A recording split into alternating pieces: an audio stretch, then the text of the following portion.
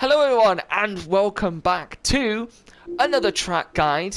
Here we are on F1 for this one. Last time we were on GT Sport and I took you around the lap, but this time I've got someone else pretty much doing the lap for me and the hot lap, and yeah, I'll let you introduce yourself. Hello, my name is Atimgren. I drive in the F1 Super League, and yeah, that's pretty much it.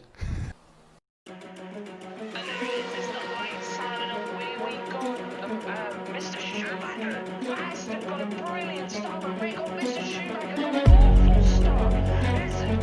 Aston gets into the lead and we got casting off that. So much traffic up in front, but here comes Epic now pushing Tiger. Tiger goes defensive to the inside.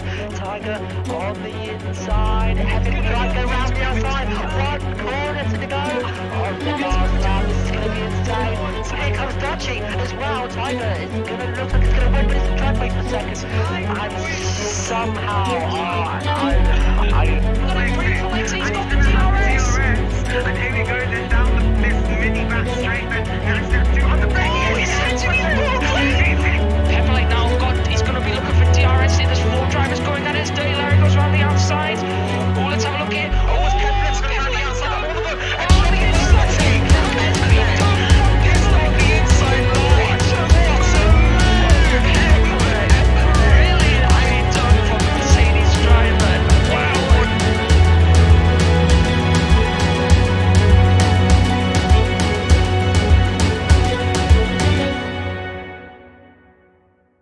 Right, Tim, let's get started on the lap down into turn one. Yeah, so we're approaching on the start-finish straight to turn one. There's a 50-meter board on the right. You want to start braking right here, and downshift to third gear. Try to hug this inside curb, and then short shift to fourth gear. I have to say, if we just stop here quickly, Tim, if we just quickly look behind that curb on the inside, very prone to picking up penalties. Would you say there if you get on the green bit on the inside? Yeah, turn two is very easy to get penalty on. So, no, I'm off the track. so you want to go as much as possible over the curb, but not over the white line. Okay, and into turn three. I also noticed you pick up a lot of penalties on the outside of that curb as well if you run wide. Yeah, it's easy to run wide as well. So it's a very tight line and probably the hardest corner on the whole track.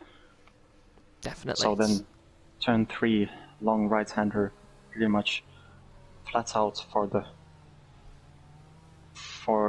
the whole corner. Try to hug the inside. And then open up that DRS. Yeah, it's a DRS straight now, and there's the sector 1 split. So turn 4. Oops, I went past the braking zone. So this corner it's pretty crazy in this game. You can almost brake at the 50-meter board. Not really on the 50-meter board, but about 60 meters right here. You can start braking. And downshift on fourth gear and aim for the inside, as always. You can use a bit of curb on the outside, can't you? But you can't use too much, otherwise you do pick up a penalty as well, don't you, there for track limits? Yeah, and it's very easy to lose the car on the outside curb. Definitely, I think So I've done that. I think I've done that quite a few times before. Yeah. After turn 4, it's turn 5. It's easy flat out. Yeah, that's it. Up the hill? Up the hill, coming to turn 6, I think. Yeah. You want to brake on that 50-meter board about maybe a little bit after it if you're feeling brave. And downshift to 6th gear, maybe 5th, if you feel like that's better for you. And then try to keep as much speed as possible through the corner. Then is this turn 7? I think. I believe so, yes. Yeah, turn 7. I actually don't really have any reference points here. Yeah, it's a difficult corner for me as well. There's no sort of breaking point referencing. I usually kind of I'm looking for that blue board, which, funnily enough, actually says Tim on it on the left-hand side, which is Yeah, quite it does. funny. It does, but I'm usually looking for those two boards on the left-hand side, either the Tim board or the Santander board. That's usually kind of where I'm looking. For me personally, also have to say that the wings that we're running, I run 2.5 just to balance the car out a little bit more. It helps it a lot down the straights. But Tim, I believe you're running what, 2.7, I believe, just to help with the stability of the rear a little bit more. Yeah, I feel like I need just a little bit more of that rear downforce on that track, on this track. I mean. But turn 7, so it's you got to really find your breaking point there. But if you can use one of those boards on the left hand side, definitely the way to go. Yeah, turn 7, you want to brake on that outside curb. Also, it's very easy to get your lap invalidated by going over the white line there, whilst climbing up the hill.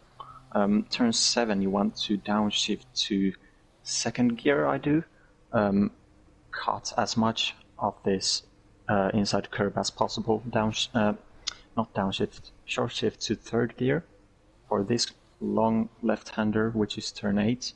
And you can pretty much go on top of this inside curb again.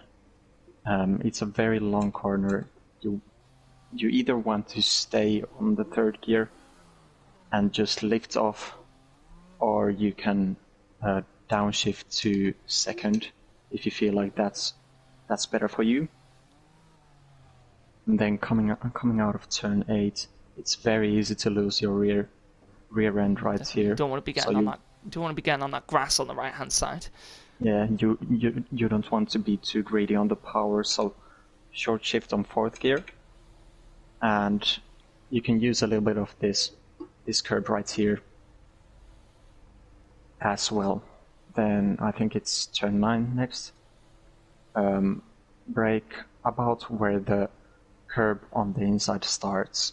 So if I just go right there, there's the curb right here. It starts right here, so you want to be on the outside of the track and brake and downshift to either second, or some people do even first gear right here. I think I use second. Yeah, I sometimes do first gear and then just.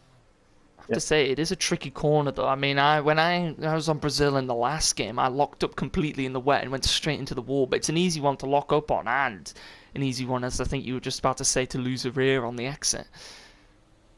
Yeah, so you want to short shift again to third gear on the exits, maybe fourth gear, if you really want to secure that grip. It's very easy to just oversteer and go into the wall like this. Good example. I'm not admitting that I did it on the outlap. Then I lost the counts in the corners. Is it turn 10? I think this is turn 10, isn't it? I think so. Yeah. Turn 10, it's a flat out. You just want to hug the curb on the inside, which seems to be the theme of this track pretty much. Then coming to the end of sector 2. It's actually turn 11, Tim. Oh, we have skipped one corner, I don't know where. Yeah, this left-hander, pretty much the last real corner of the track. You want to. Corner? Yeah, is that Glock? You want to brake on about 75 meters, so between the 100 and. Do you use the grass on the outside? Sometimes. I mean, I usually prefer to stay on the tarmac because I feel like I can lose. The car gets a little bit unstable on the entry. Yeah, if you have a good control over your car, you can go on the grass. Use the track as much as you can. Really extend that width so you can get a better exit, possibly. Actually, my real breaking mark here is the sector 2 split. So when I see my time like stop in the top right corner in my heads-up display, I start braking there. So as soon as I see it, I just slam on the brakes. Is this turn 13? I think this is turn 12. Turn 12. Yeah, turn 12. Glock corner. Yep. You want to. Oh, where am I going? To definitely not come in from this type of angle. This time you want to miss the inside curb. You don't want to get on it. It's quite a large curb though, isn't it? It does really affect the car on the exit. Yeah, and it comes a little bit up, as you can see. It really lifts the inside tire if you go over it, and easily unsettles the car, so you want to miss it. And you're on 3rd gear right here. Short shift to 4th gear. You can use the outside curb as long as you don't get on the grass. You will spin if you go there. And from here, it's just flat out to the line. Straight up the hill. Hugging it nice and tight here, yeah? Yeah. And if you want to maximize your lap time, you want to hug this line right here. All the way to the line. Well, there it is. And it's a lap of 11 minutes and 5 seconds. But lap time usually around this lap, Tim? What would you be looking for in terms of if you were looking for a good lap time? In qualifying, it's the fastest guys will do high 106s. I'm pretty certain that we will go under 107 in the Super League, unless it rains. Definitely, we'll have to see what happens. But yeah, there's a lap there from Atimgren from the Super League. And yeah, thank you, Tim, for joining me. And now we're gonna show everyone your lovely hot lap around the lovely Interlagos.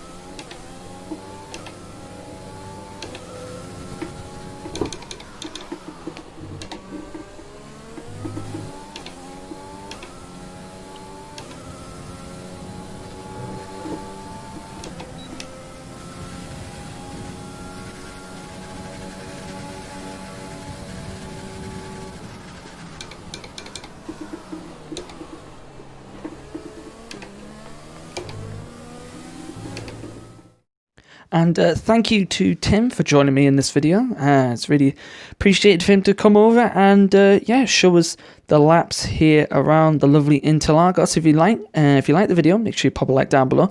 Subscribe to Gavra Racing as well, would be heavily appreciated. And yeah, make sure you tune in for all the races around Interlagos this week. And yeah, we will see you all later.